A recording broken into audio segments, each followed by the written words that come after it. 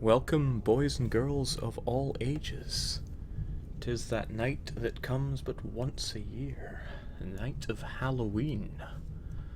So let's have us some spooky trucking. Only the spookiest of jobs for the hyper spook tonight. We're gonna set ourselves up, taking arsenic all the way to London. Let's do it.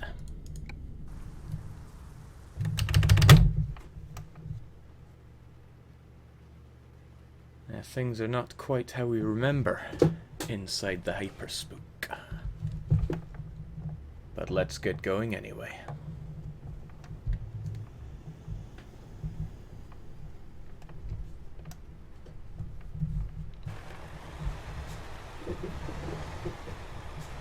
Tonight we can share some tales of terror, whilst bringing terror to the people of London, and whilst having terrible sense of direction, and doing terrible 0-point turns.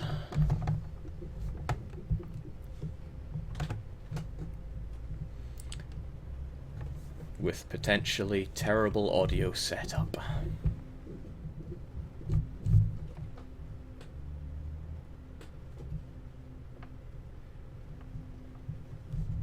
Which would be great if you let me know how it is.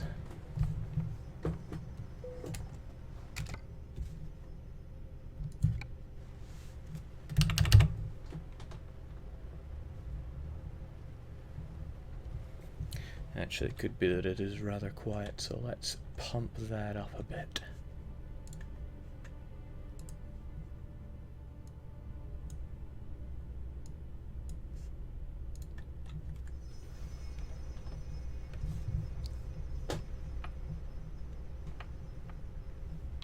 Perhaps one of the scariest things is that I'm streaming again after not having done so for rather a bit of time.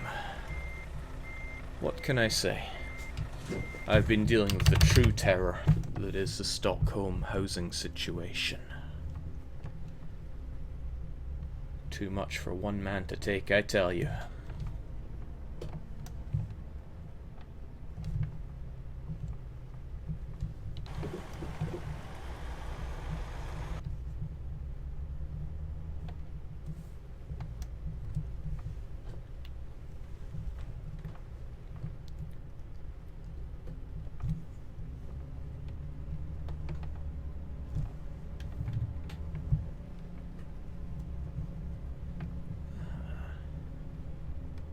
So yes, good evening to everyone. It won't just be some trucking. We got some trucking and then some special Halloween Europa planned tonight. And then another spooky game to follow. Should be quite some fun and thrill tonight.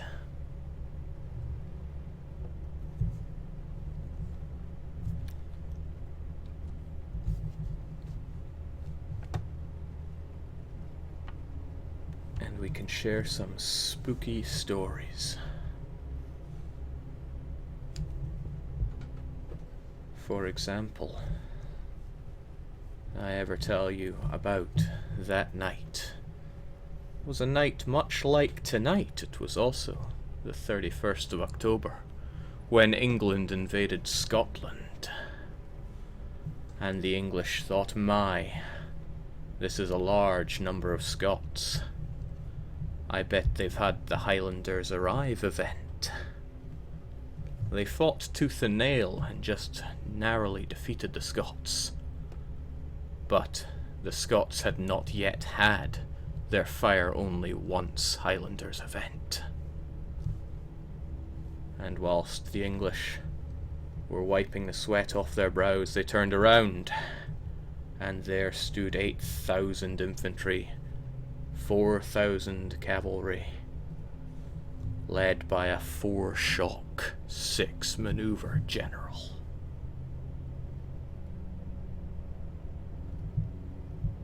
The English were never heard from again. Some say that if you look to Scotland on the map on a night much like this, you will see the bony hands of Sir Robert Cornwallis reaching out to grab you.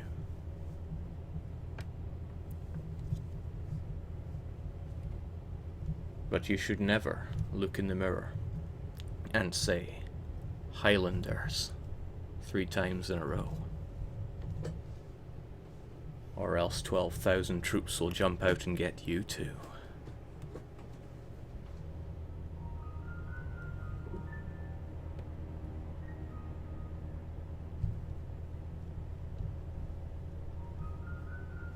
Indeed, a night just like tonight.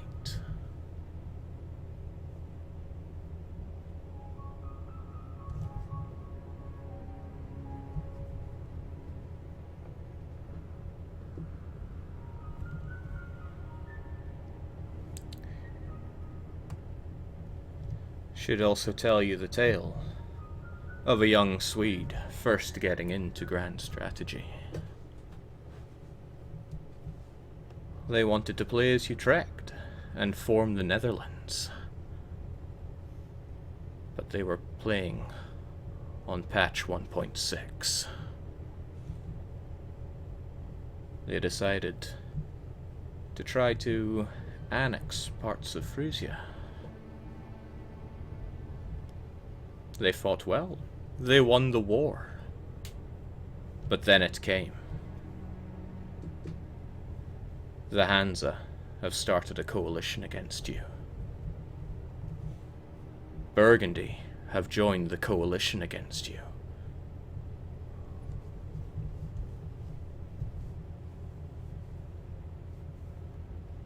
Bohemia have joined the coalition against you. Austria have joined the coalition against you. Then it came.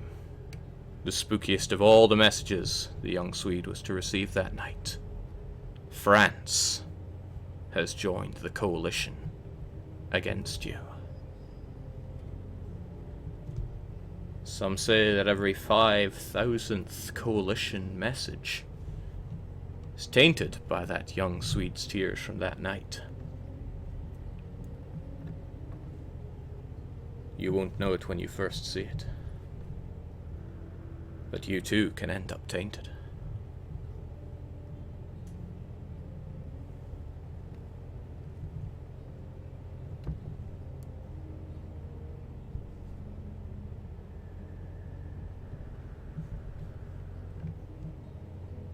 It is also said that the 1.7 patch notes are cursed from that night too. And anyone who reads them will go mad. End up on a diet of pure surströmming.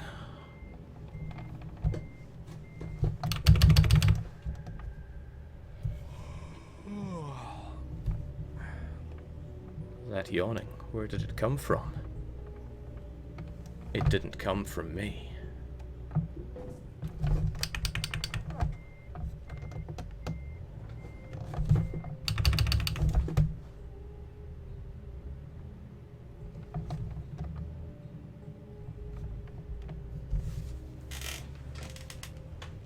Speaking of coalitions, on another night, much like this night, there was a cocky player.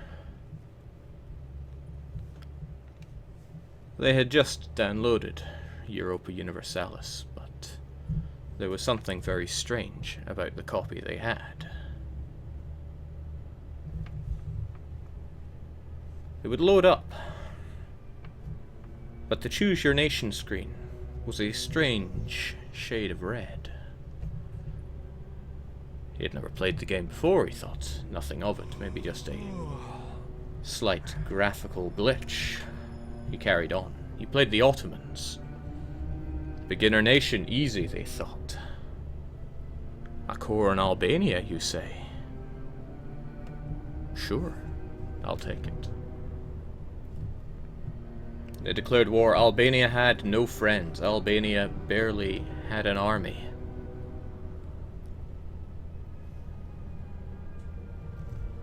Why is this general so strong?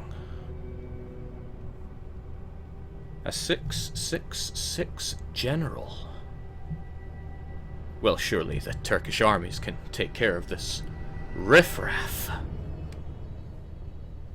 But one by one, the Turks were slain as they stood, slaughtered by the plenty.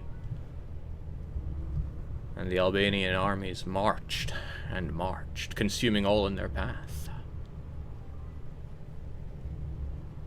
It was no ordinary 666 general, for they had 666 in fire and 666 in shock.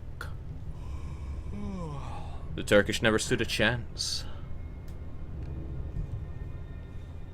The most terrifying thing of all of the Ottomans were annexed before they could even take the city of world's desire.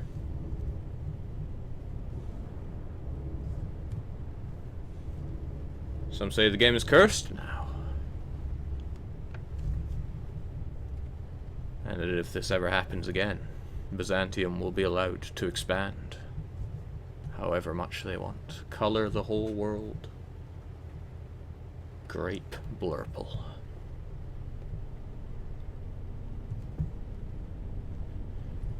If you were to load up your game of Europa and find the Choose Your Nation screen slightly red, uninstall, burn your computer, leave your house. You'll be only bringing downfall upon yourself if you were to continue.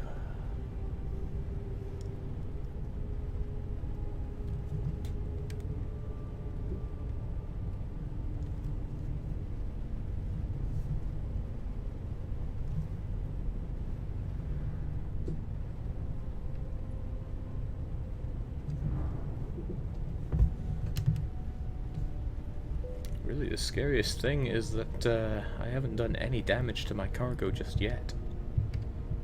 Normally this is a recipe for disaster.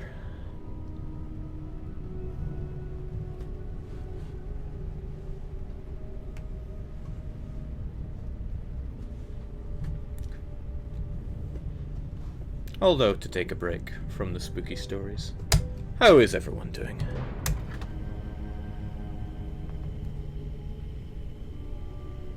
Hope you're having a lovely Halloween. I know I am. Hold on, I didn't come here for fuel.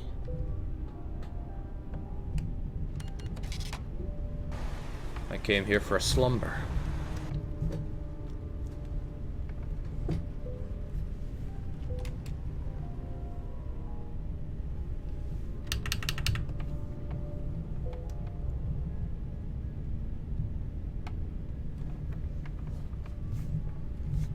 That's good.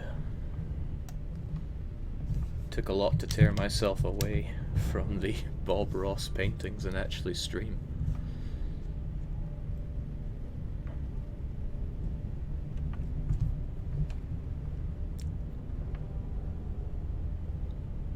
Good heavens, that is scary. Scarier than Poland's tolls.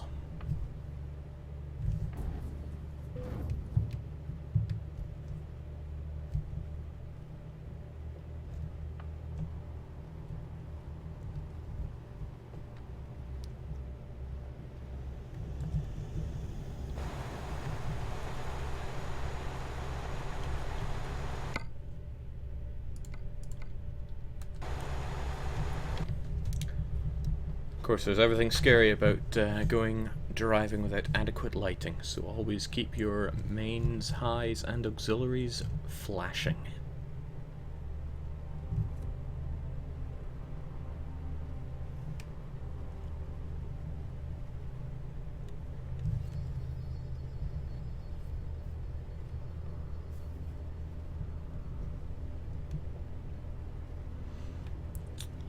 And a big thanks to Callum, who actually provided the whole Halloween pack for Euro Truck Sim. Still riding that wage money high, I see. Still, it's great. I didn't pay attention to how much this cost me in-game, but it was pretty pricey.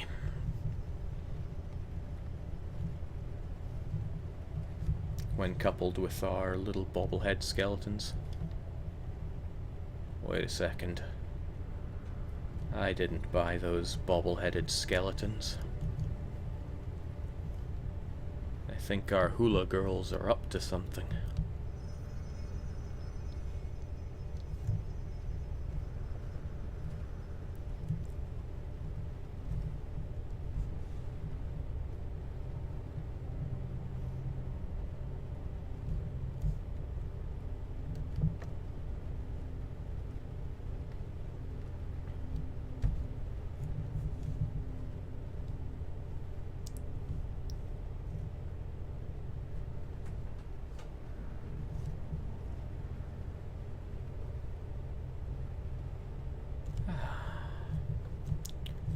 I sure love this game, and I can't wait for the American version to come out.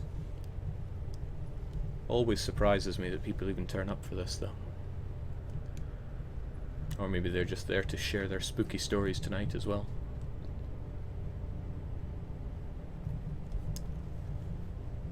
This is also the first Halloween I've ever lived somewhere where there are trick-or-treaters, which is a strange thing. For me, at least. If it was up to me, I'd be standing at the front door with a hose. Probably for the better that I'm not. Sweden probably wouldn't appreciate that kind of thing.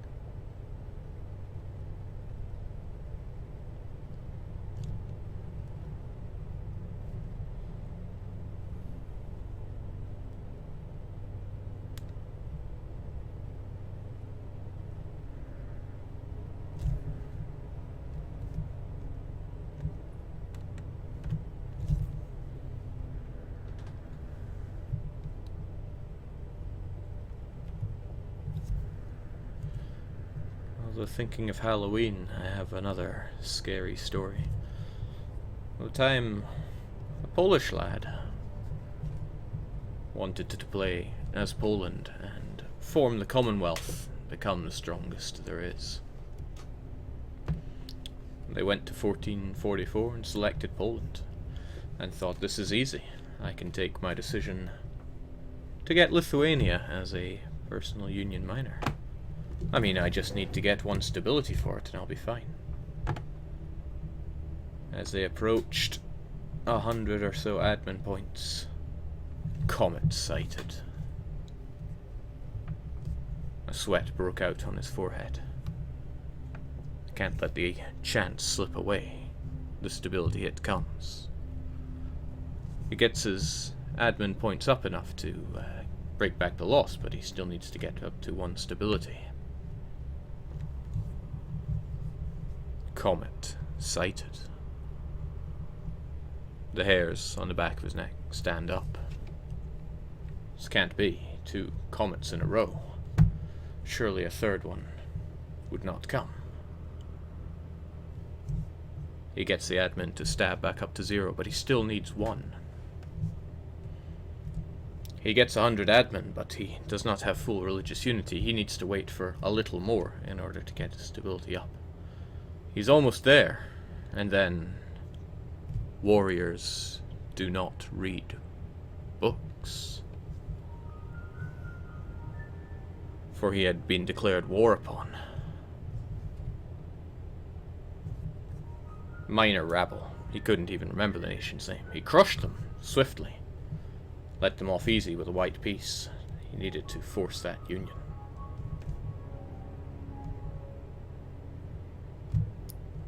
He was just about to approach enough admin points to get that stability he needed, and then suddenly, decadence.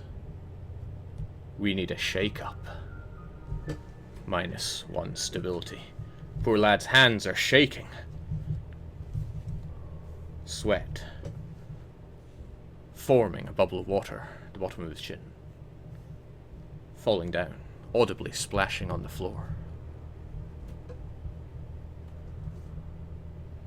He puts national focus on admin, takes out loans, gets himself a +3 theologian. Surely now, he'll be able to get the stability he needs to force Lithuania. Comet sighted. The economy, you fools.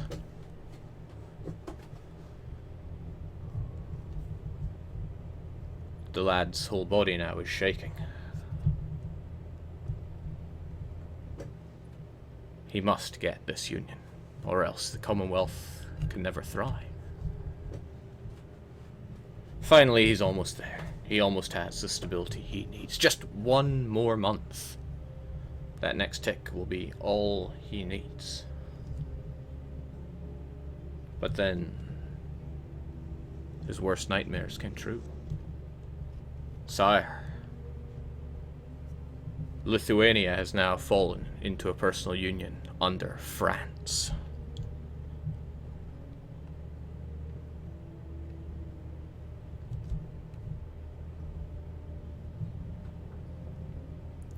And this is all we know of the story. The young Pole went missing. All they found in his apartment was his chair. Oddly still warm, soaked with sweat. And the game paused, with the message still on screen.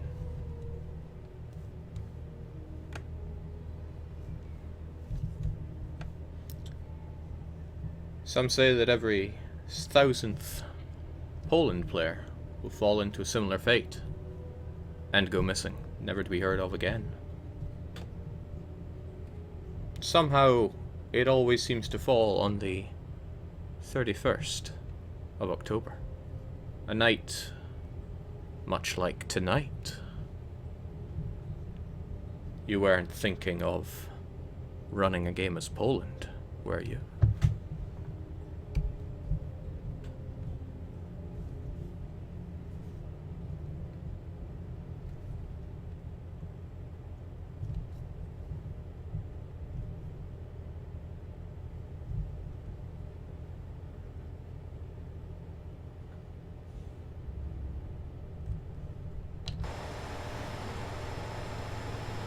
Were you?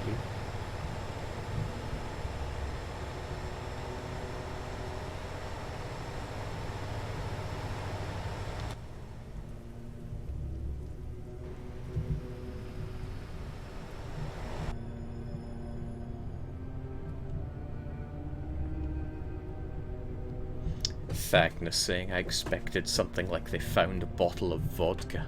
Kinda cheap stories you think I'm telling here, buddy.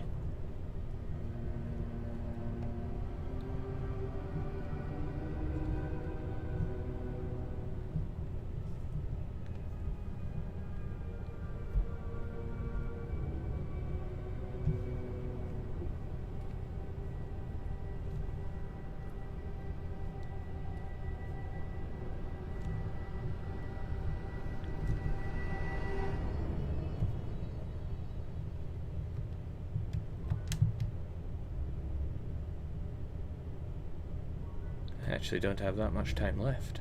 8 hours. It's unusually tight for me.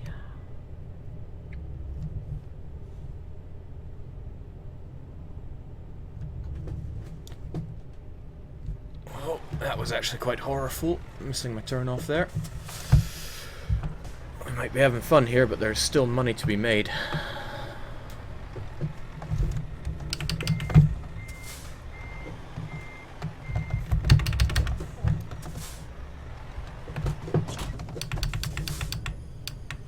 Did my truck just die? Speak to me, truck. It's not the time for games. Come on.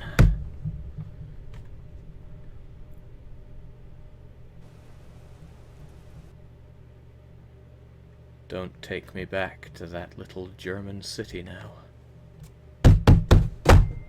There we go.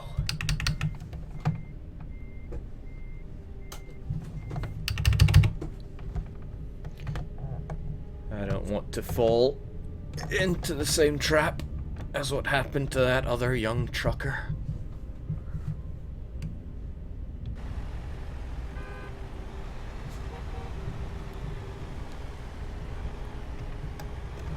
You don't know the story of that one other young trucker? No, I couldn't possibly tell you. I wouldn't want anyone else to know the horror. But if you insist, I guess.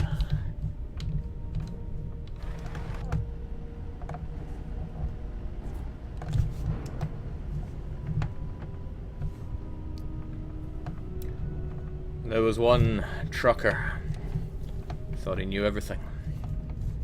Driving around, making money, having a company. Was all great. But he never played with the sat-nav. Always thought he knew his way around, and credit where credit is due. They did. They always got to the destination well ahead of time, making loads of money. They were able to flesh out no fewer than 5 garages. Top-of-the-line trucks in all of them. Didn't even need them. They knew that, but they could still afford it.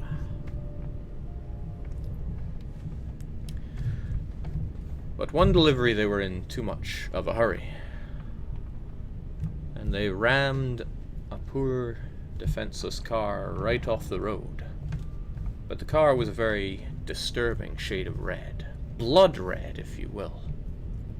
But they were in a hurry. They had money to make. They could not wait. They could not even check to see if the driver had survived, and they kept going. Again, no need for sat-nav. They carried on. They knew their destination. It was Frankfurt. He'd already passed by Hamburg, and he knew the way. He kept driving, but always in the back of his mind was that blood-red car he hit. And he noticed something strange. The trees around him, the light posts he'd driven by, they seemed oddly familiar. He'd been past them before. Yes, many times before, but recently. A few hours ago. They kept driving. They knew by instinct which way to go. They kept going. Again, they were running with no sat-nav. They didn't need it. But again, the same tree plantings, the same lights, the same marks on the paint on the road. Then things became clearer. The same cars in the same places at the side of the road. And one of them, a deep blood red. An hour later, the same blood-red car, still there. Half an hour later, again, the same area. They knew where they were going, but they kept passing by the same area.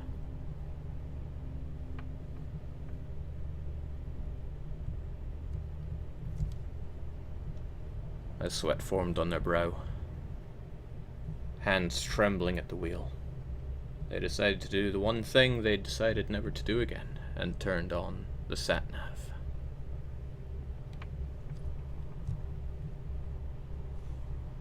The sat-nav displayed nothing. Nothing but a disturbingly real blood red.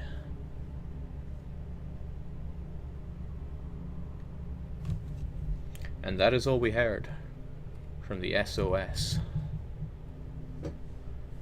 The driver and their truck was never found again. And the cargo they had been pulling, well, although large and bulky, some say if you drive through without your sat-nav on, cocky as that trucker was, you might see his cargo being pulled by a little blood-red, dented car with no driver.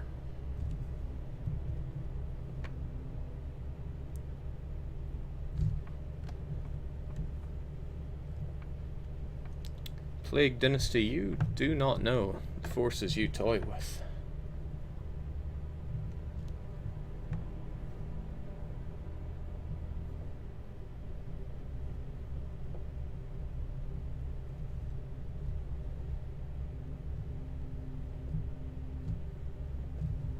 But if you really must. There was a player very interested in games of economies. A particular gem of theirs was Patrician 4. They couldn't get enough of it. But they were a very cruel player. They thought nothing of mass starvation, blockades, privateering. All just to make a little gold.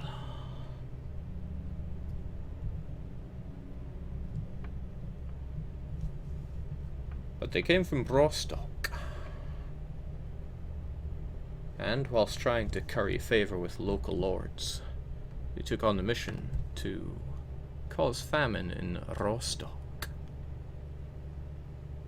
They were slightly hesitant. They didn't want to do that to their own hometown, even in game. But he needed that lord's favour. He had to unlock those land trade routes, for to this player making a profit was everything. He assembled his fleet, bought up every grain, every piece of meat, every bit of fish, even the meat and beer. He didn't even need to, but he did. He bought it all up and blockaded Rostock. Now this would normally cause famine, bring down the population somewhat, curry favour. And it did. But a little too quickly. The population plummeted far faster than normal. Normally the mission would trigger success, famine within 60 days. That's a reward there and some favour with the local lord, but the mission did not succeed. He wondered why. He checked. The population was a mere third of what it used to be. There was no food going into that city. It was all going straight out. But still, the mission did not complete. The population was now a fifth of what it originally was. Famine, pestilence, disease brought to that city like the plague of rats that infested it. The local lord was still not pleased enough. He tried to cancel the mission, but for some reason the button was grayed out. It was impossible. He thought that the game was bugged. He closed it, he restarted it, and suddenly found that the population had halved yet again. Between the save files. Could not explain it.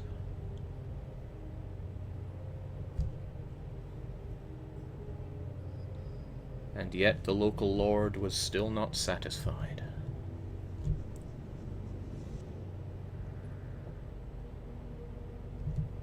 He had had enough. It was too spooky for him.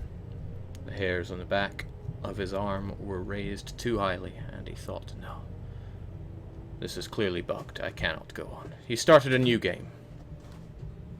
He was skilled enough. He could easily make back the fortunes.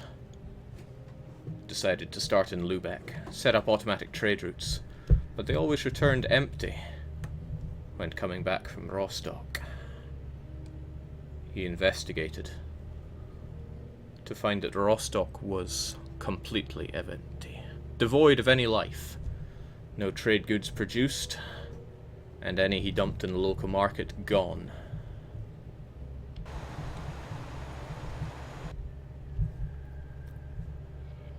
There is no explanation as to what happened to the poor trader's game.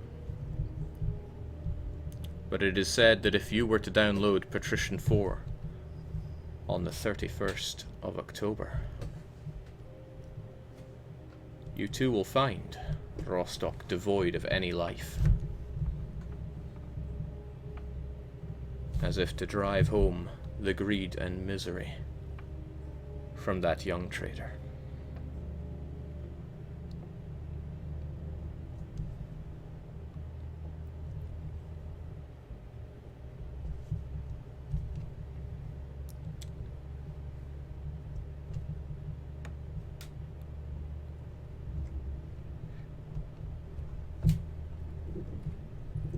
You may think it a tall tale, but there will come a time that the local lord demands that you drive up demand for the goods through famine and blockade.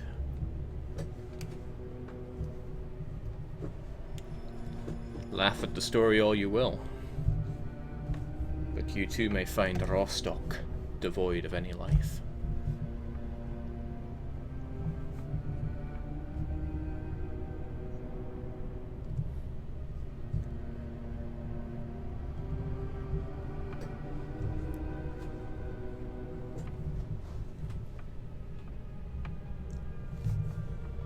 Ah, London. Speaking of devoid of any life, we've got 23 tons of arsenic here that we have now brought to London, courtesy of the hyper spook. We had 23 tons of arsenic until that arse just rammed the back of us, stealing a few 100k of it. I always like to play this little game, but we have 92% of 23 tons of arsenic. How many Londoners could we kill with this? All in the name of spooky, of course. Get out of my way, bus full of old grannies.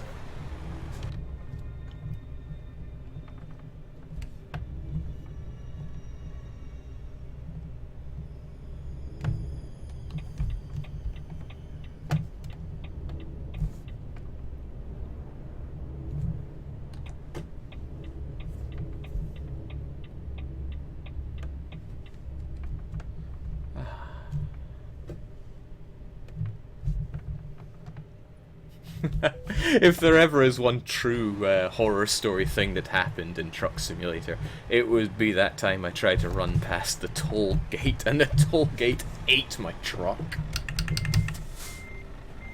I might have to plan a little trip back to Toland in this run.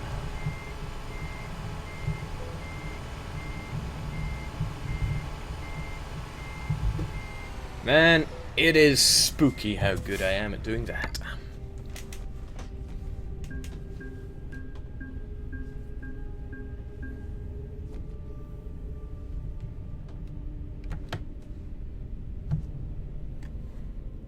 Perhaps the scariest thing of all the trucking.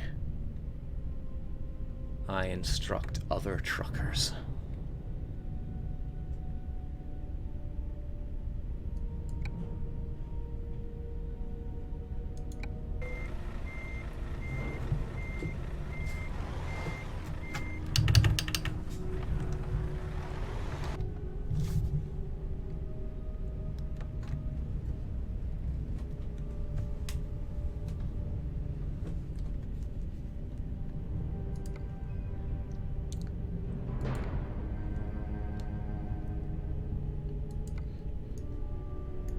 Alright, although we might be scared, we still must press on and make some money.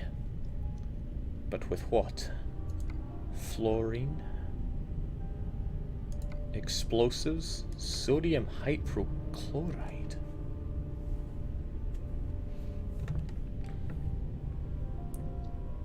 I'm always happiest to carry what is the most deadly thing we have.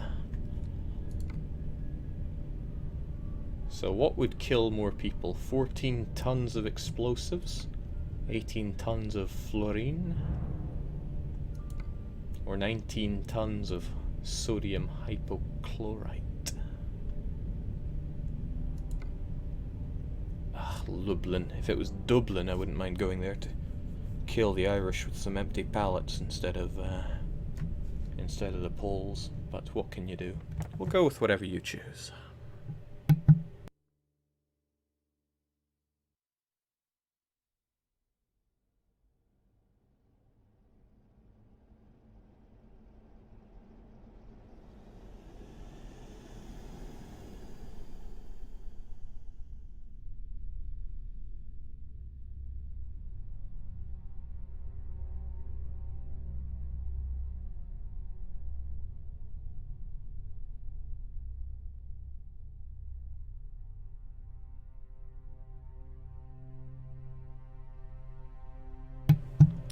Alright, Thagnus had me at America. We go the explosive route.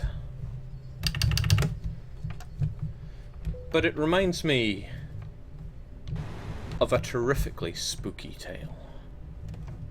It hits very close to home for me, since it happened to a true patriot.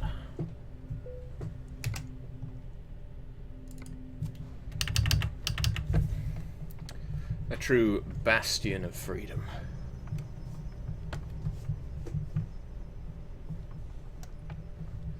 He modelled himself off of Ulysses Simpson Grant. He saluted the flag every night before bed.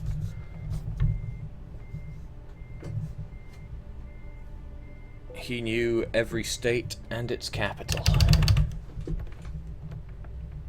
He owned and maintained 20 rifles. And he ate steak and weak beer for breakfast every day.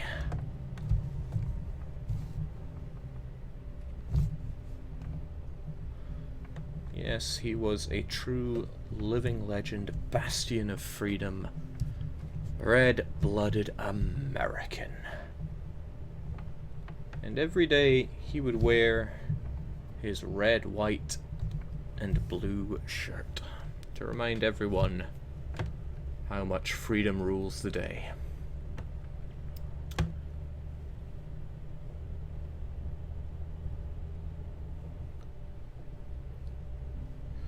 But one day, he was doing the most American of duties, hammering a fence to establish his own property. And he slipped and hit his thumb.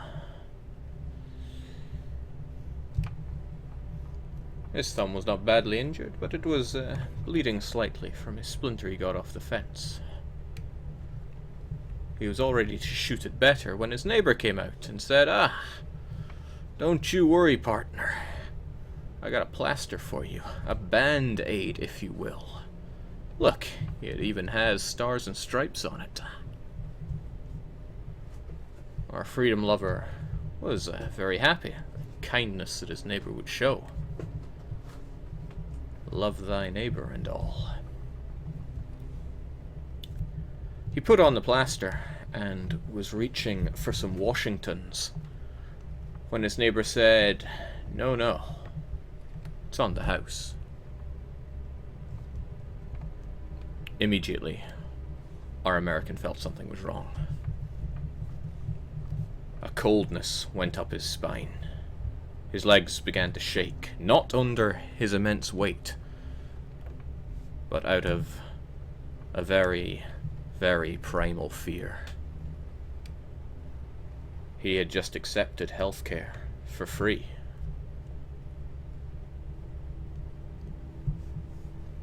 This went against everything in his blood. Was he now a communist? He screamed, ran back inside his property, locked every door, secured every window. He couldn't even maintain trigger discipline as he held his M16 tight. Was he now a communist? He looked down at his thumb. Plaster was now a deep red. The stars and stripes had gone away. It was nothing but deep red. The red of socialism. He then looked up and noticed he even had a Glock. He looked down at his t-shirt. The blue and the white had all gone. It was all red. He broke out in sheer panic. He lifted all 300 pounds of himself up. Ran away to get himself a dozen of the finest burgers that he had stored away. But there were no burgers there. There was only smoked eel and vodka.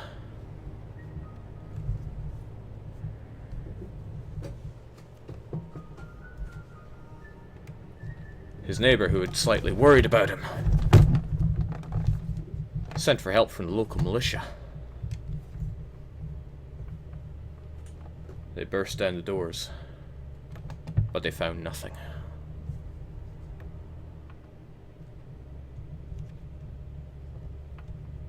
As they waded through rooms full of empty Twinkie wrappers, they saw mad scribblings on the wall. I'm not a communist. I'm not a communist. But the freedom-loving American was never to be found. Some say Obamacare was instituted just to help poor freedom-loving Americans like himself not to get caught into this spiral.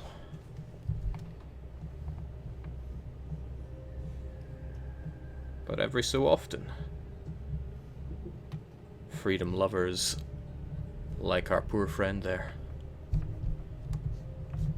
will, through no fault of their own, find themselves turning red and finding that they'd be better off dead.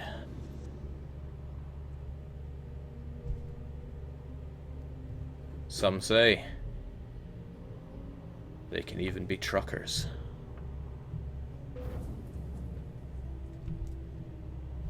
But not that guy.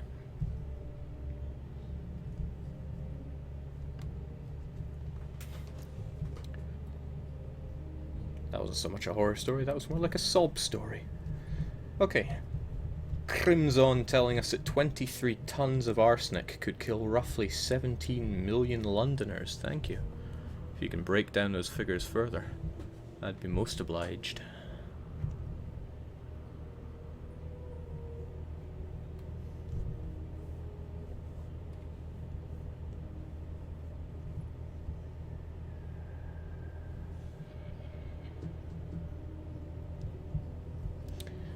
Yeah, I wouldn't be surprised if the Twitch connection is one of the spookier things today. Bob Ross is soaking up that viewership. And for good reason. I'd never seen him before, but he's quite the American can-do.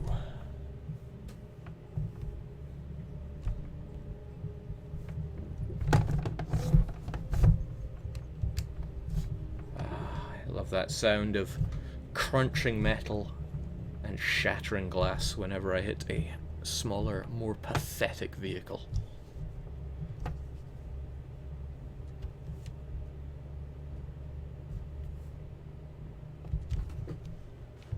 Also got people asking how much explosives are we carrying. Yes, indeed, it is 14 tons of the stuff.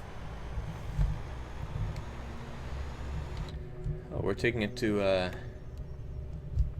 oh, I don't even want to try that word. So I won't. I missed my turn again.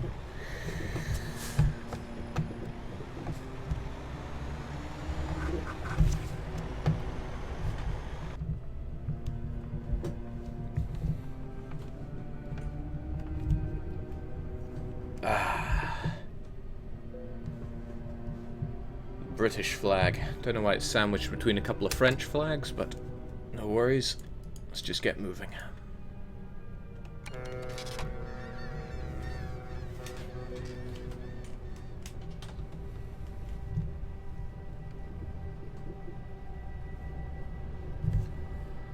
Man, I hate that asshole who told me to turn off my windscreen wipers now that I really need them.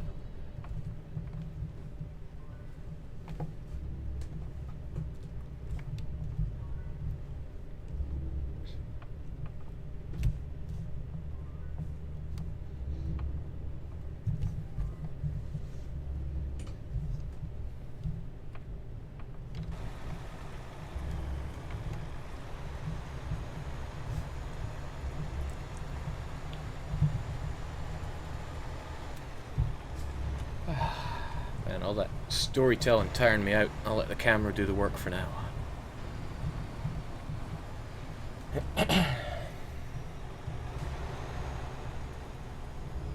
Well, I can't see diddly, Captain. Even the hyper spook needs a bit of vision from time to time.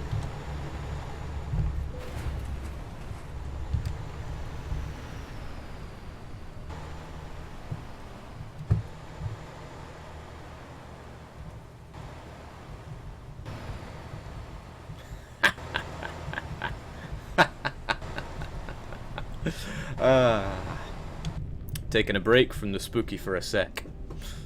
Although, who's to say we ever really can?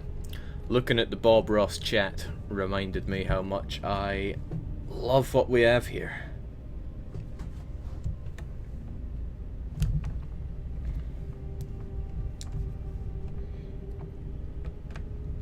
I was speaking to somebody at work telling me, Jake, you have managed to build up the most arrogant Twitch chat I have ever seen.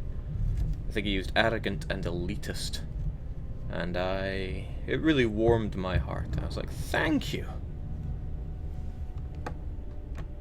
He probably didn't mean it as a compliment. But I see it as one.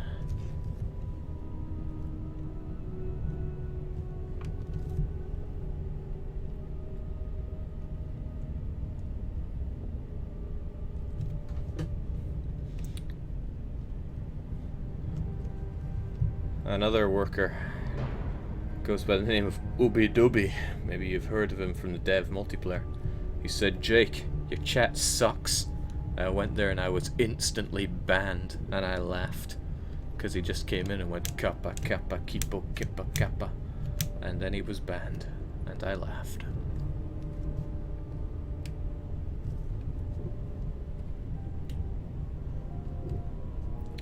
The spookiest thing would be letting all these horrible people into the Twitch chat. I'm glad we keep them out. Warms the cockles indeed.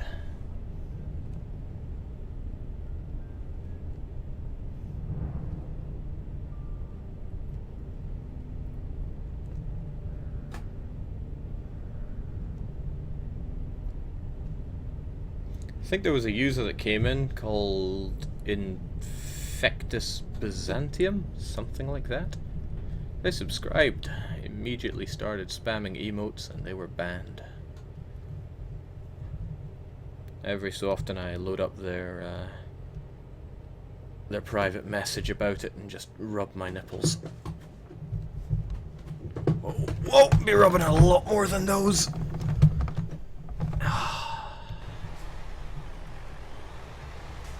Watch out everyone, I've got a bomb here. 14 tons of it.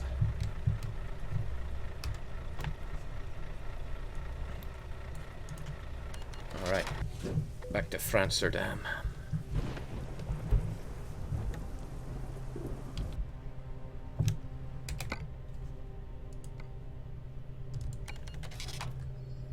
There we go. Nothing scary about a little hole in the bank account. All to keep the hyper spook rolling.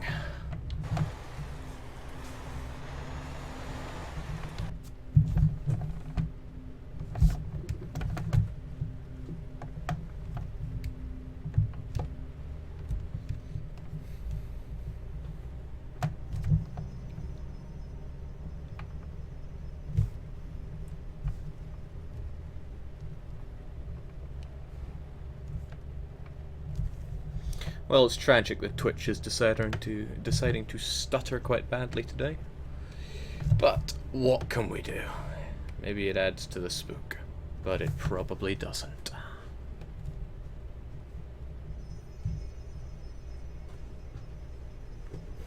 Oh, I've got an actual happened to me spooky story. As we know, I've been in Sweden for, wow, almost 8 months now. And that's not even the spooky part. This week I was on the hunt for a mortgage again. Banks shot me down last time. Came in re-equipped with more financial instruments to help me out. And I was speaking to the bank man. He gave me a sum. I said, not a big fan of this sum. And he was like, well, to enlarge the sum, you may wish to consider having another person with you for this. Now I'm already sweat dribbling from my forehead thinking about a loan. But then he said it. Perhaps you could consider getting a marriageable woman. My heart couldn't take it.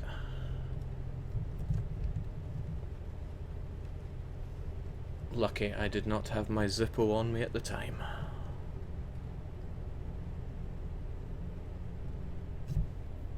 Sweden's a crazy place to be.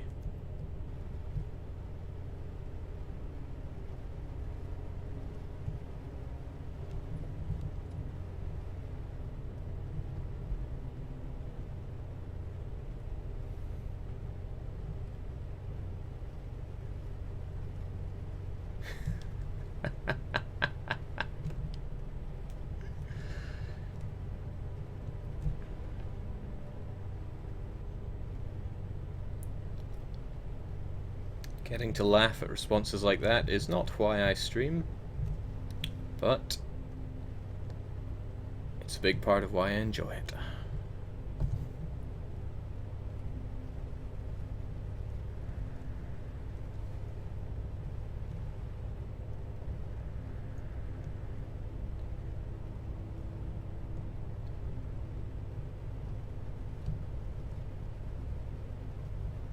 Oh my.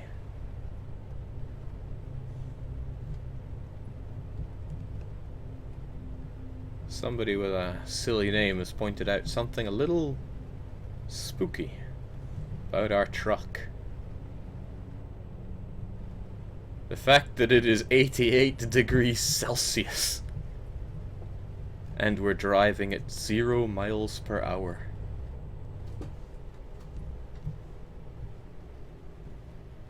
And our legs are gone.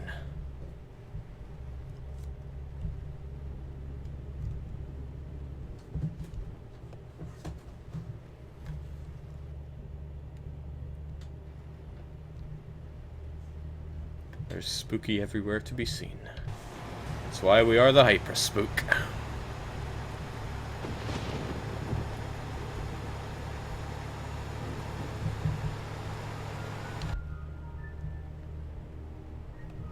Really though, why?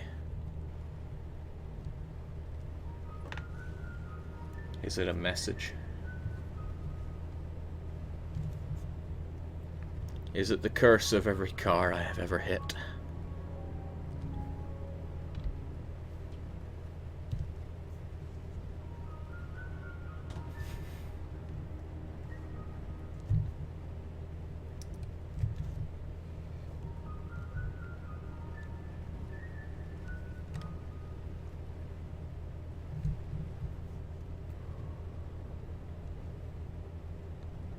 It is said that if you look in a mirror and say freedom, freedom, freedom, the ghost of the driver of that 14-ton explosive truck will come and get you.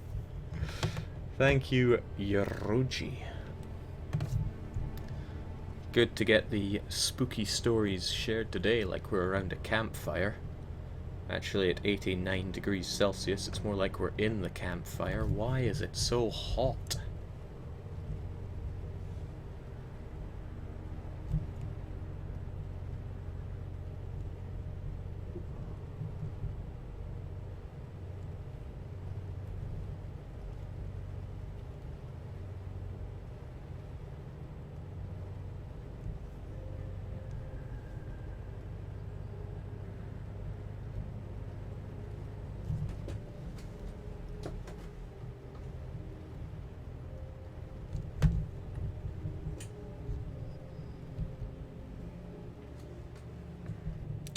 My mind is still on Europa, and I will play some special Europa after this.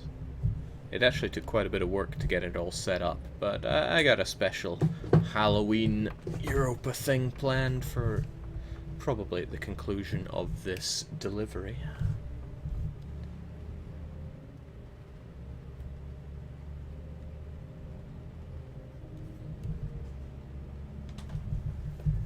I said, took a bit of setup. It won't be the new campaign, or will it? In any case, I will stream some of it tonight, and a lot more of it tomorrow.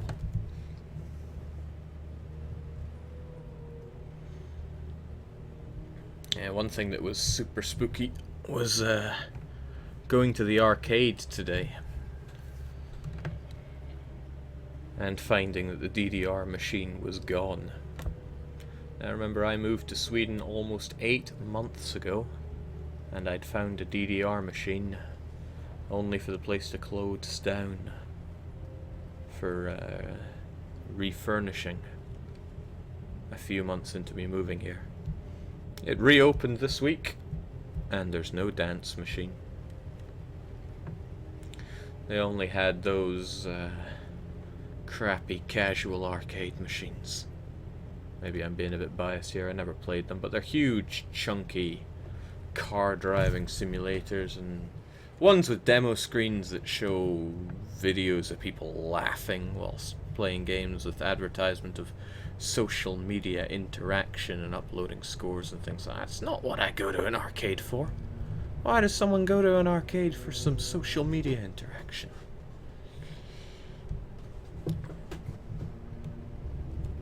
So I went to the bar to drown my sorrows, as most people would.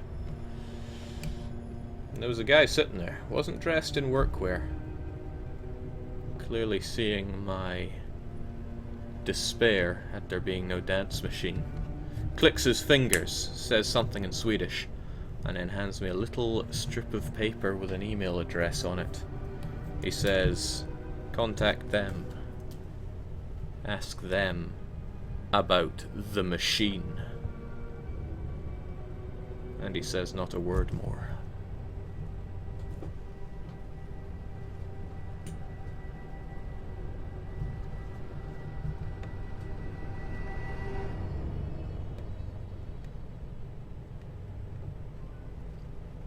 That's true, I've got the slip of paper right there. I need to go and find this dance machine. I had pretty much planned my whole weekend around playing it. And it's gone somewhere.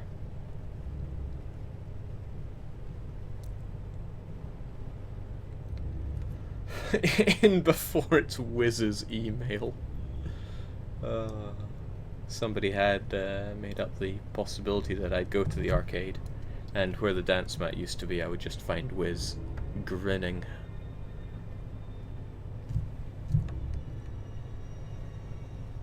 He would do that. If he knew I was going there, he would do that.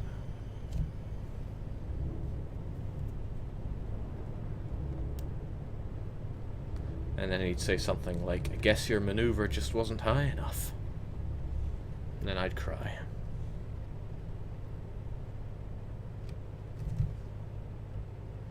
I put up with a lot of crap in this country. The fermented fish, the socialism, the subpar services we even get for the taxes. And now I've been stripped of DDR. Motor Oil Spill is asking about the music. I can't really link it to you right now, but a clever person could find it.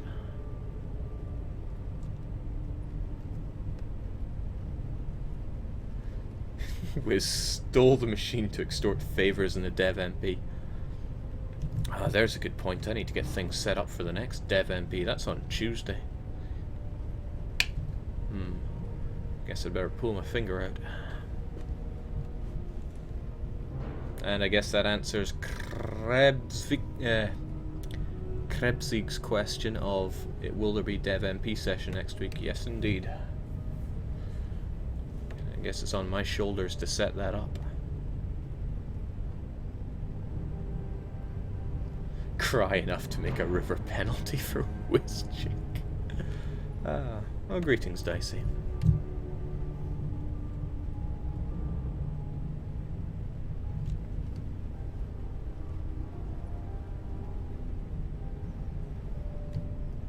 This is just the perfect thing to be playing on such a night.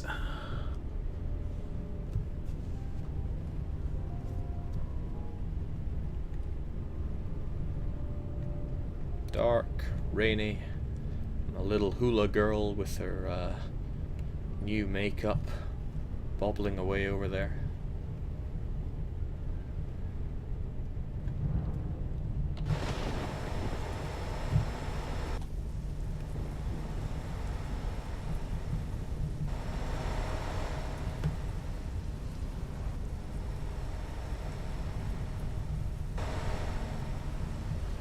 Oh, right, I disabled the, Oh, good, I'm going the right way. Just get it back up there. Sometimes some vital information. Most importantly, the bank balance.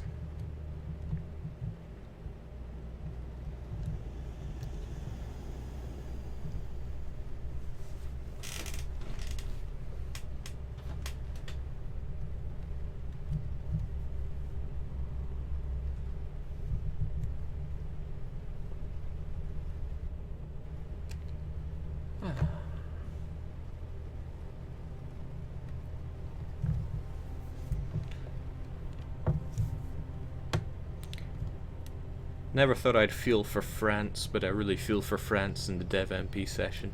Mostly because they just got crushed so hard by England. By a strategy that could have worked, but they messed up.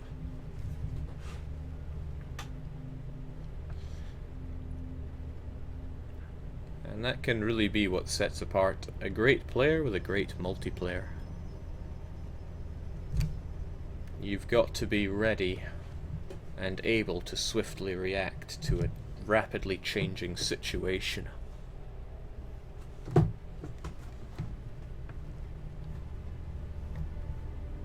I mean, playing single player, you can pause, set speed, sit with your spreadsheets for hours on end. But in multiplayer, situations will be rapidly changing. Your crutches will only help you so much. You gotta be able to react. What a great game. I wonder what my life would be like if I had never found Grand Strategy. I'd still be trucking. I found trucking before I found Grand Strategy, I think.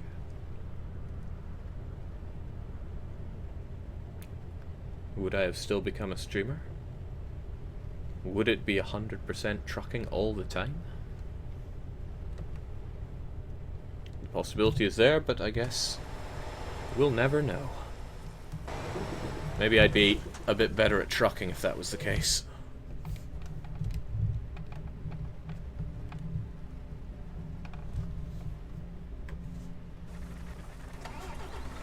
I don't think we're going to be going anywhere in a hurry here.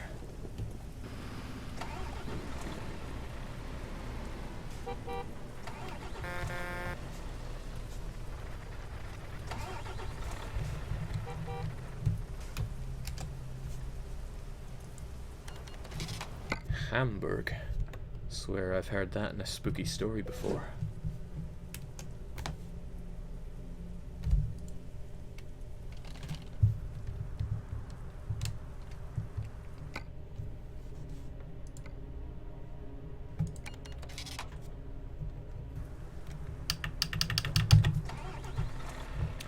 Well, they must build the traffic signs out of firmer stuff in northern Germany.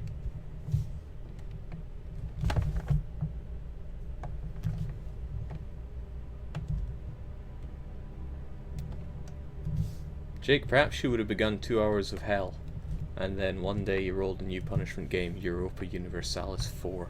Jeez, imagine that. But I wouldn't be the Europa Universalis 4 player I am if I hadn't played Europa Universalis 3. And I really cut my teeth on that game. Which I think is a phrase that means got good.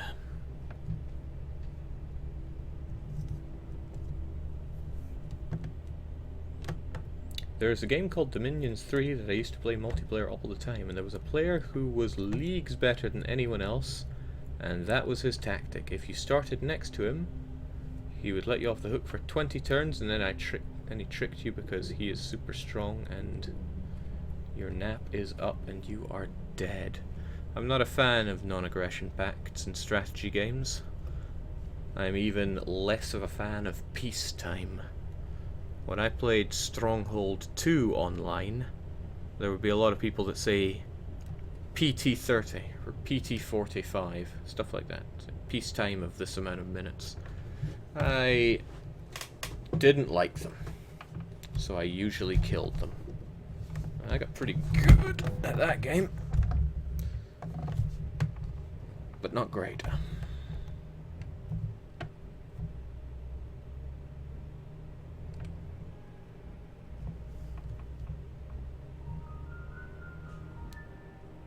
Watching Quill play America in Hoy 3 is kind of painful so far. Ah, poor Quill. I met him. He was a pretty nice guy. Not to be confused with a nice, pretty guy. Speaking of Hoy, I've been putting a lot of time into Hoy 4 recently.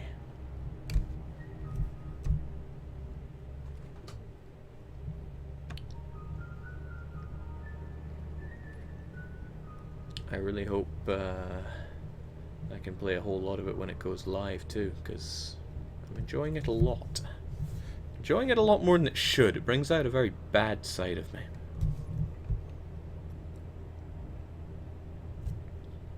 There's a ton of dev diaries on it if you want to read information about Hoy. Like, I'm not really at liberty to talk about it, other than saying it's tons of fun, and I play it tons.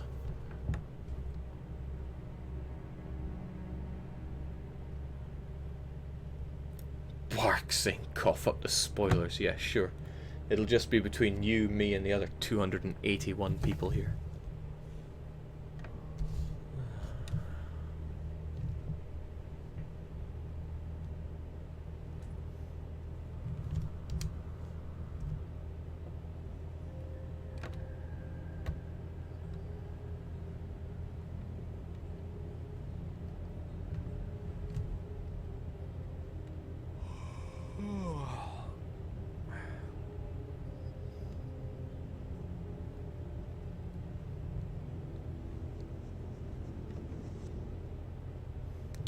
Curiously, I'd like to know if anyone's done anything special for Halloween out there in the chat.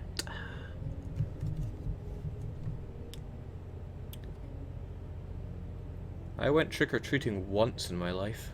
That's right, and I enjoyed it so much I never decided to do it again.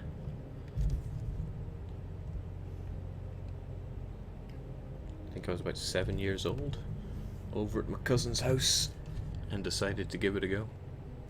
Didn't like it though. I hate begging, and that's what it feels like. Hey, give me candy. That said, I did very creatively dress up as a rubbish bin. I guess that's why I turned out to be so trash at games.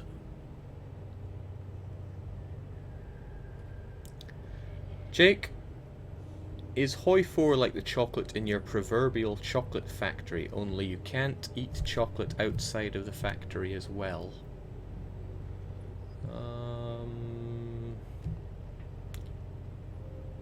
Doesn't make sense, because in my proverbial one, I can't eat the chocolate at the chocolate factory. But this one I can eat it in the chocolate factory and outside of the chocolate factory. I don't think you quite understand the proverbial chocolate factory.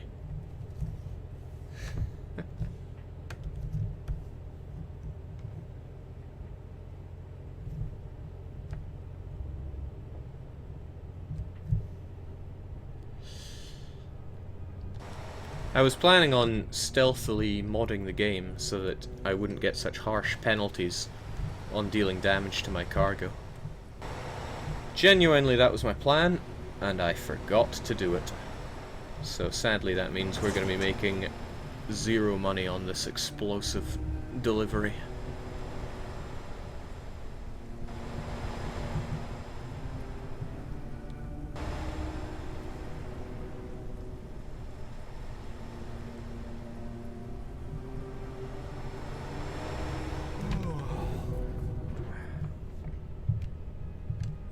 Eighth time you've seen the same sign to Ostfart. Yeah, that place is everywhere.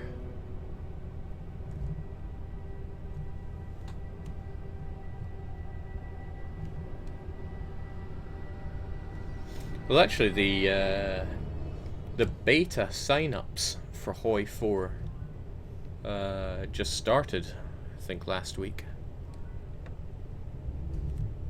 Not to mention, there's the random draw, if you want to be one of the lucky betas.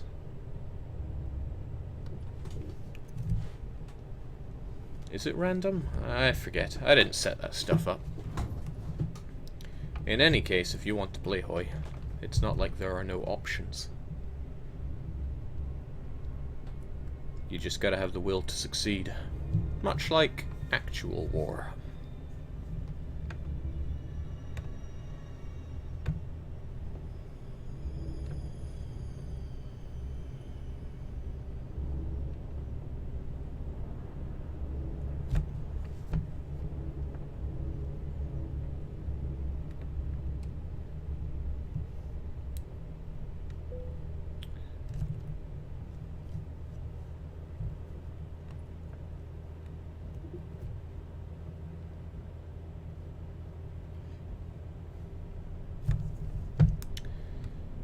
But thinking about Hoy reminded me of another horror story, and coincidentally was to another Polish lad who played Europa.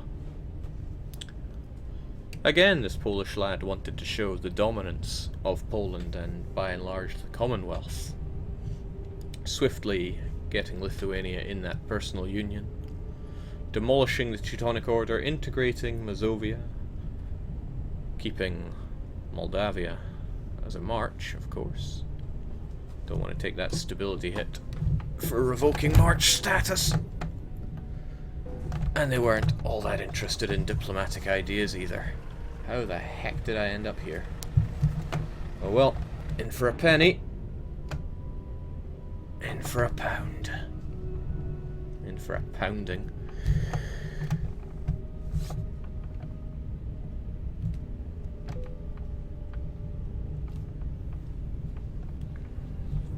So they grabbed all the land they needed.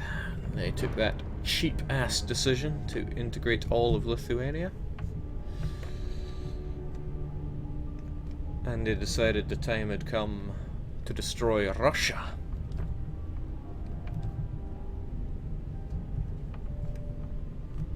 They thought they were pretty hot stuff.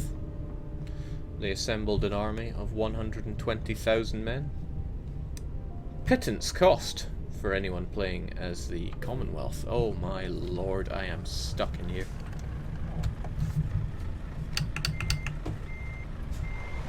Hell, I gotta reverse out of here.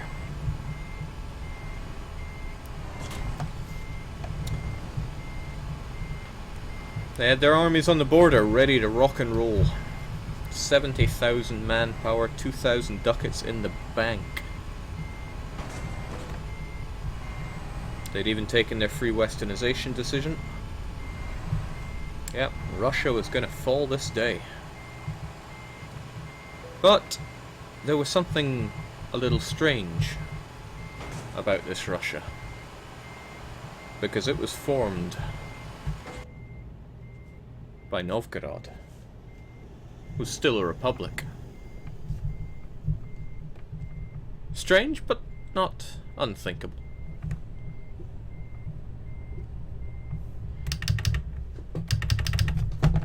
They declared war. Their troops were ready. They had everything they needed to win. 'Twas elementary.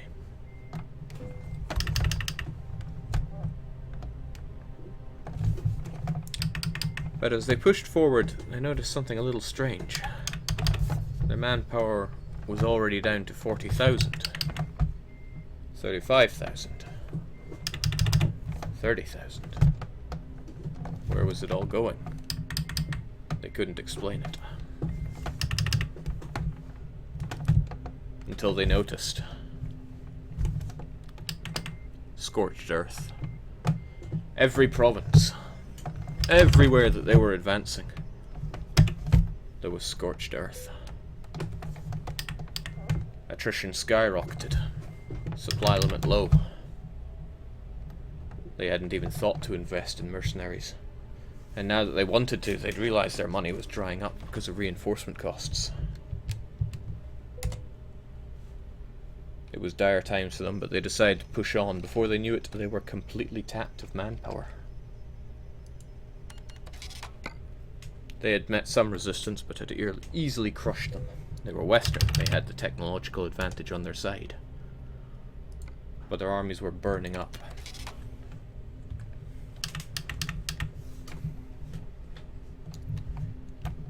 And then the unthinkable happened. Austria had made an unholy alliance with Bohemia and declared war.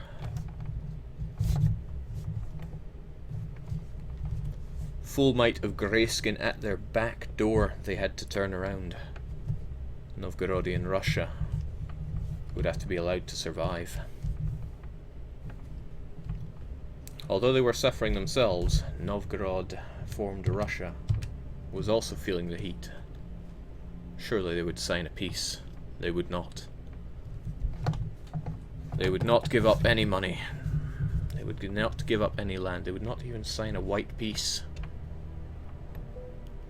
They were desperate to be able to turn around. So the Commonwealth hit offer tribute. They would take nothing. Nothing at all.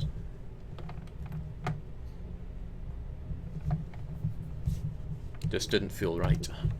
But they had no time to argue with the situation. They had to turn around and march back to the Commonwealth to be able to destroy the oncoming Greyskin armies. But then, they couldn't move. Checked and checked again, there was no legal path to walk back to the Commonwealth lands when.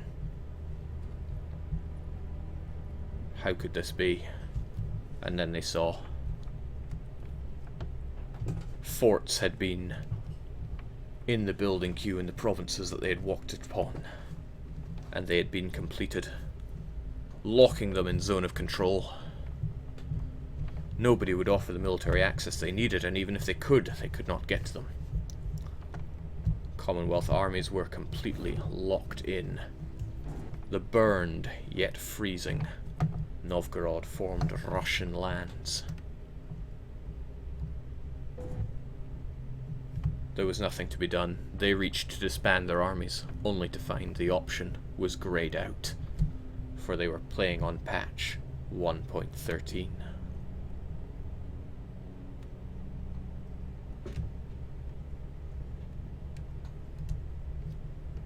They were unable to get rid of their burning troops.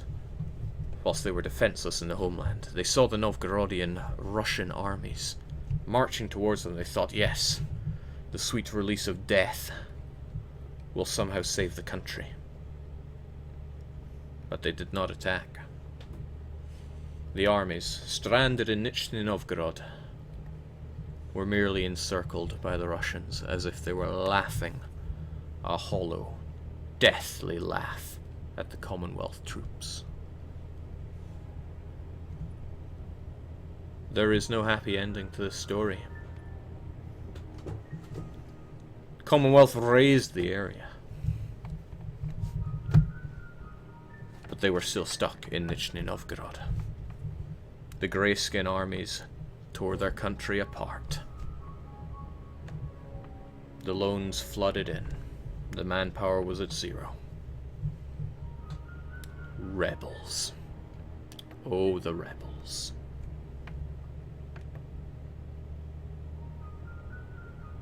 There is little more to tell in this story. Our young Polish player rage quit. Never reinstalled.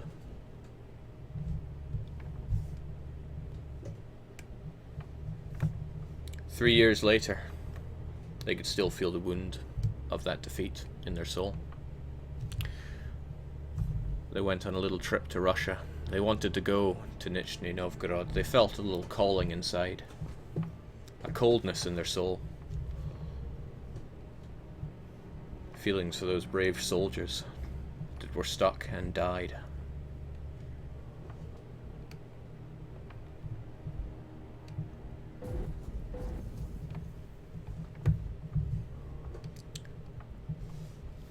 Our Polish player went missing after that. Their passport was gone, but nothing had been packed.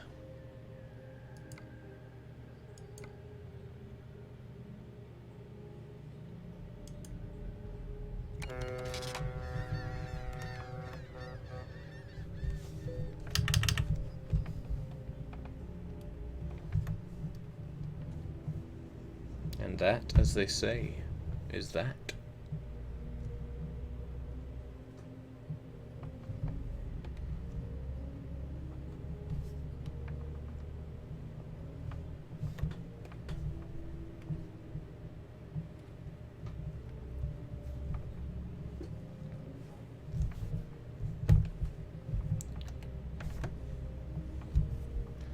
have it only on vague authority and rumors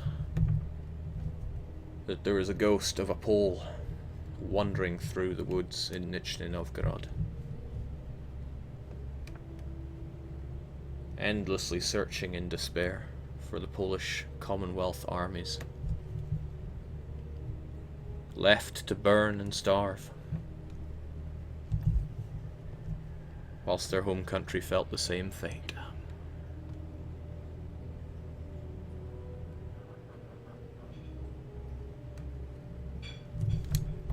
Speaking of burning and dying, my engine isn't doing too good here.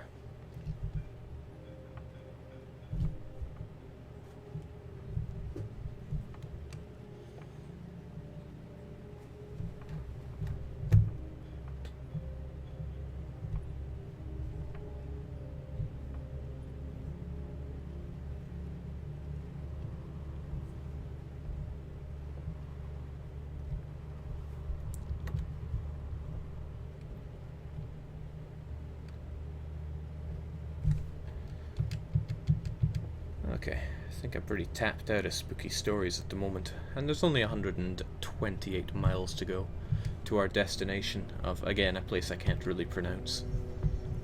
It's also daylight out there, which is a shame. If I could have thought of a way to do this whole thing in darkness, I would have, although I'm very happy it decided to rain for it.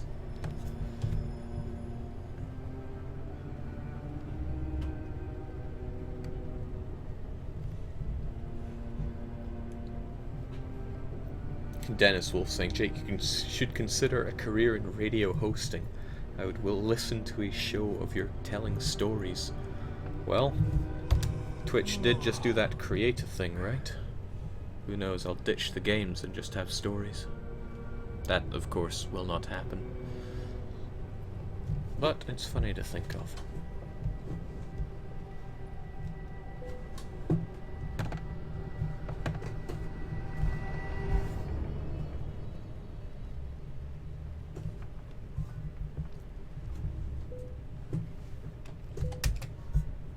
Dozing at the wheel is kind of a scary thing, so there we go. Also brings us back to nighttime. And engine malfunctions. Ah, we'll be fine.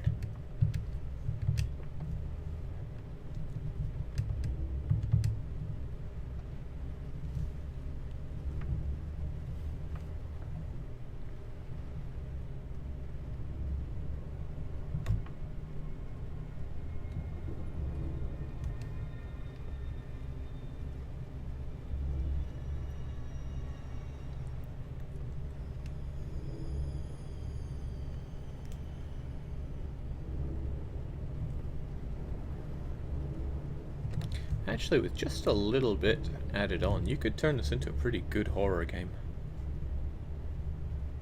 Wouldn't even take much. The whole way that the light hits you, you just need to throw up a few things that you see in the corner of your eye in your truck that vanish whenever you try to focus on them.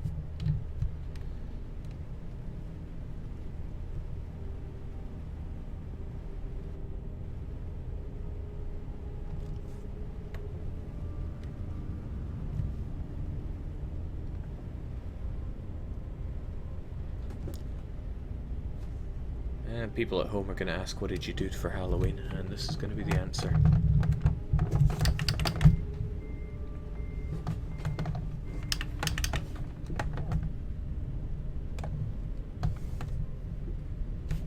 Yeah, Pepper brings up a scary thing about the game. Even though, well, I'm sure our engine is damaged. We can have a quick look at it. Diagnostic. The engine is 11% damaged, which isn't really much for a malfunction. But you could just have your wheels and your frame damaged, and that would be enough for an engine malfunction, as long as it was high enough. Just your wheels, in fact, is enough for engine malfunction. So yeah, the hyper spooky is haunted.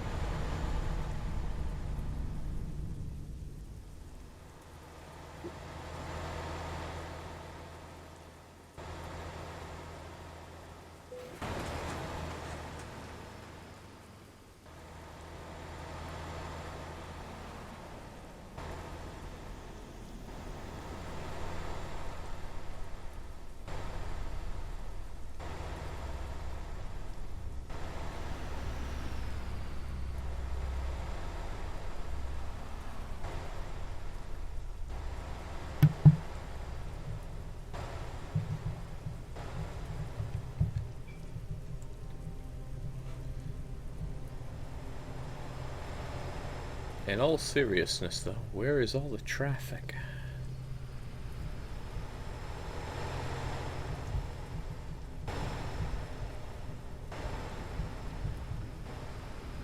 Sweden is full of people that can drive, I am sure of that.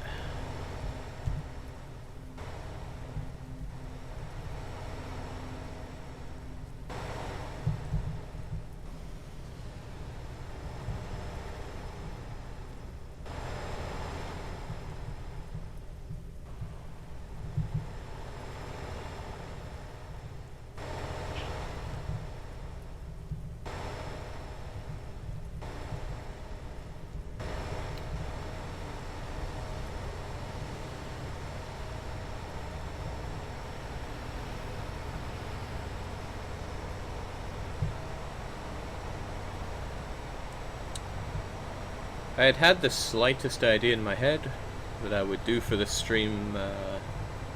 I would have a face cam and pointless sound and visual effects that would pop up and spurg out over things. But even I found that too unsettling, even on Halloween.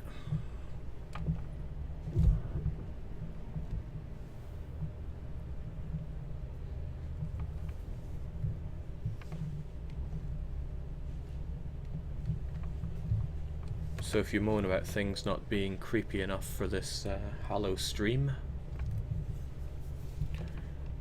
well, careful what you wish for.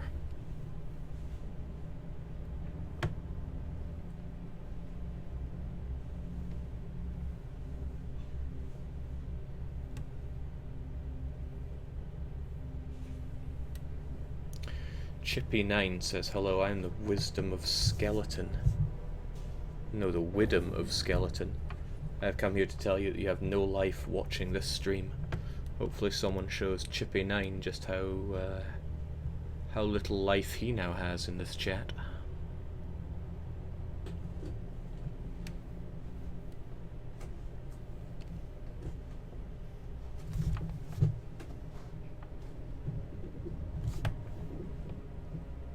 Jake, tell us about the real horror of you trying to get a mortgage. Trying to get a mortgage is not actually the problem. The problem is finding a place that you can then afford on such a mortgage. Stockholm is a frighteningly expensive place to be.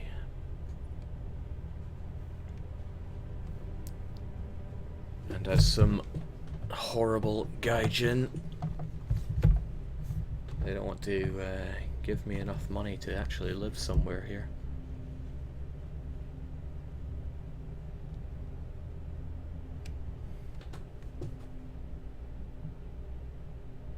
Oh, that's my turn.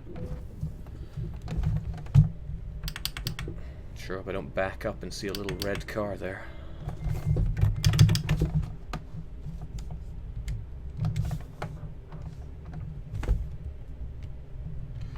We've also let out 75% of 14 tons of explosive along Germany and southern Sweden. Just how much of an area could you blow up with that?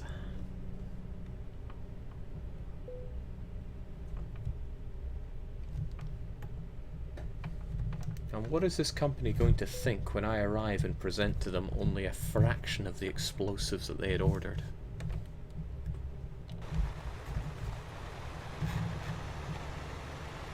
I guess we'll do a quick getaway after this. Where do you want it, Chief? Oh, I see.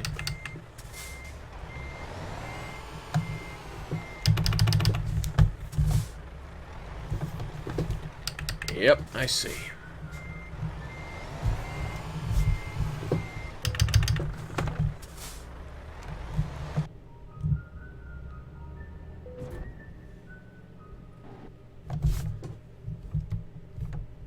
Schmied big cargo.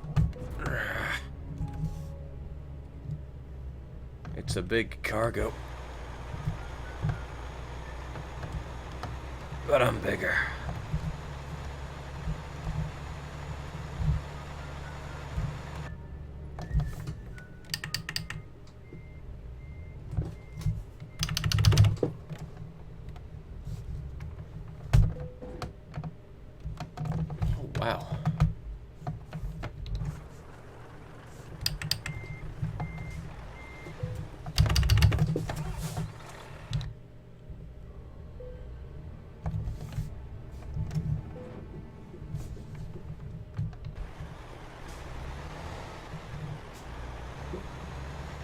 Actually, this is an interestingly challenging place for them to want me to put my cargo.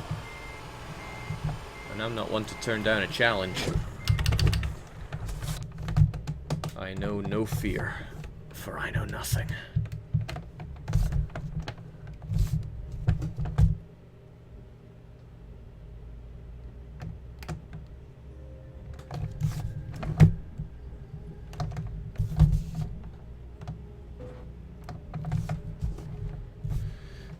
Maybe I could be the co-driver in one of these things, but my only job is to park the trailers, seeing as it's the only thing that I'm truly good at. Truly good at.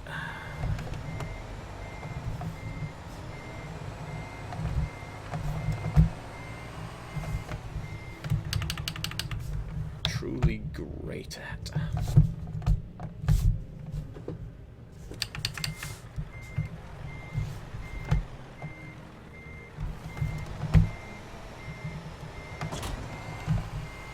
Great, try brilliant.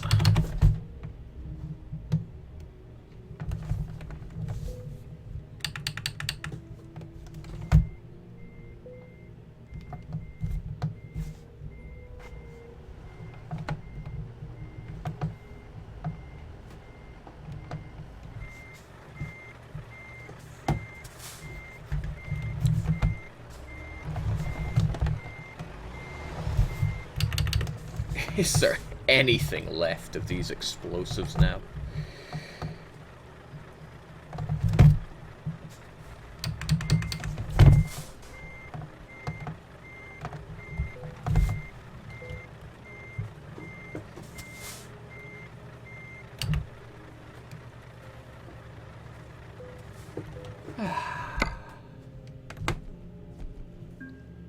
Wrecked.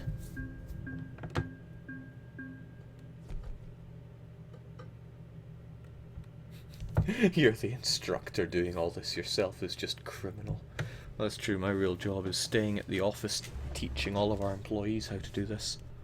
But it's good to get a bit of hands-on as well. Okay, might as well finish off with the true spook that is seeing what has happened to William. This is not the William I know and love. I really need to go around to fixing that. I also miss the old Balder. And especially Ellis. And that is not Lucy. It's probably really easy to fix. I just need to get around to it. In any case, the trucking part of this spooky stream is now concluded.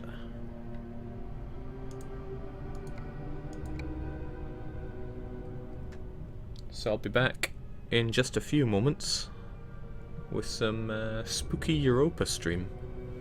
Hope to see you then.